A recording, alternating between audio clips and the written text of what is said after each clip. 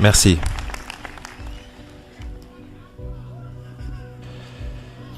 Je suis honoré d'être avec vous aujourd'hui pour vos débuts dans l'une des plus grandes universités du monde. Que la vérité soit dite, je n'ai jamais été diplômé à l'université. Et en soi, c'est le plus proche que j'ai jamais été de ce concept. Aujourd'hui, j'aimerais vous donner 3 histoires sur ma vie. C'est tout. Rien de très gros, juste 3 histoires. La première histoire, elle est à propos de connecter les points.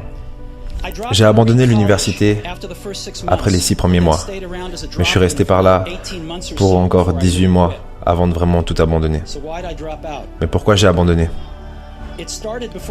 Ça a commencé avant que je naisse, en fait. Ma mère biologique était une jeune diplômée désemparée et elle a décidé de me mettre en adoption. Elle pensait que je devais absolument être adopté par des diplômés d'université, donc tout était prêt pour que je sois adopté à la naissance par un avocat et sa femme. Mais quand je suis arrivé, ils ont décidé à la dernière minute qu'ils voulaient vraiment une fille.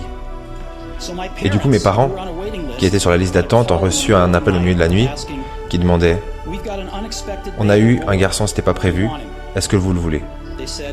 Les parents ont dit « Bien sûr ». Ma mère biologique a trouvé par la suite que ma mère, en fait, n'avait jamais été diplômée et que mon père non plus. Et du coup, elle a refusé de signer le dernier papier qui permettait l'adoption. Mais pour finir, elle a accepté lorsque mes parents ont promis que j'irais au collège. Ça a été le début de ma vie.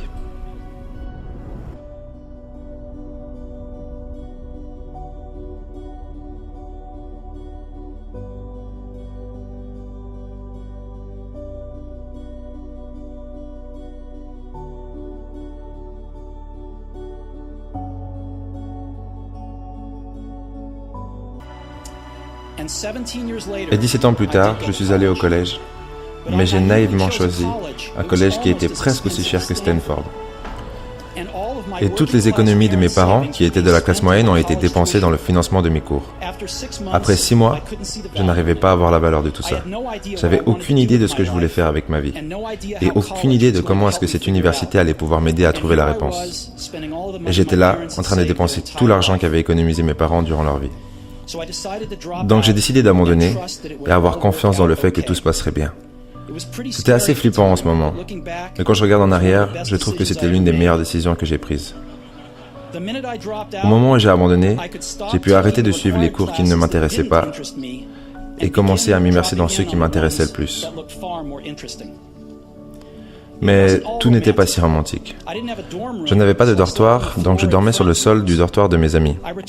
Je retournais les bouteilles de coca pour les 5 centimes qu'ils donnaient en retour pour acheter de la nourriture. Et je marchais 11 km à travers la ville le dimanche soir pour avoir un bon repas par semaine dans un temple christianiste. J'adorais ça. Ce que j'ai découvert en suivant ma curiosité et mon intuition s'est avéré inestimable par la suite. Laissez-moi vous donner un exemple. L'université où je me trouvais offrait probablement les meilleurs cours de calligraphie dans le pays. À travers le campus, tous les posters et toutes les illustrations sur tous les murs étaient magnifiquement calligraphiés à la main. Vu que j'avais abandonné et que je n'avais plus à prendre les cours normaux que tout le monde prenait, j'ai décidé de prendre un cours de calligraphie pour apprendre à faire ça.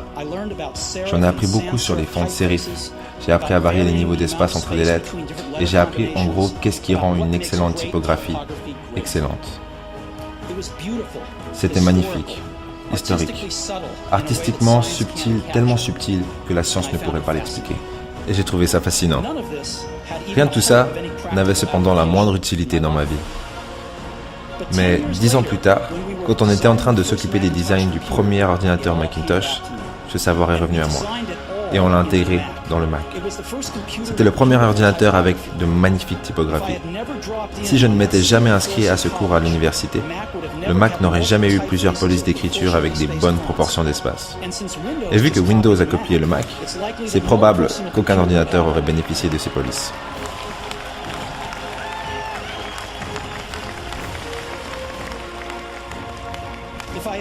Si je n'avais jamais abandonné, je n'aurais jamais pu m'inscrire à ce cours de calligraphie. Et les ordinateurs de nos jours n'auraient peut-être pas ces magnifiques calligraphies qu'ils ont.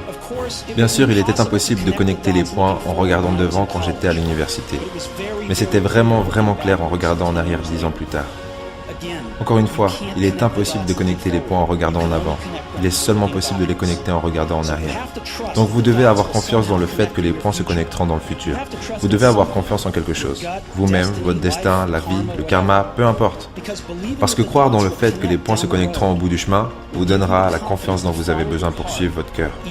Même quand cela vous dirigera hors de ce qui semble être le bon chemin. Et cela fera toute la différence.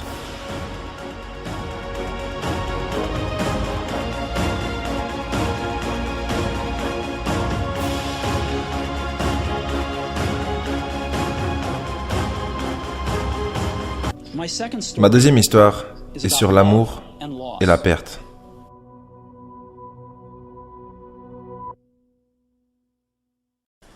Abonne-toi. Vas-y.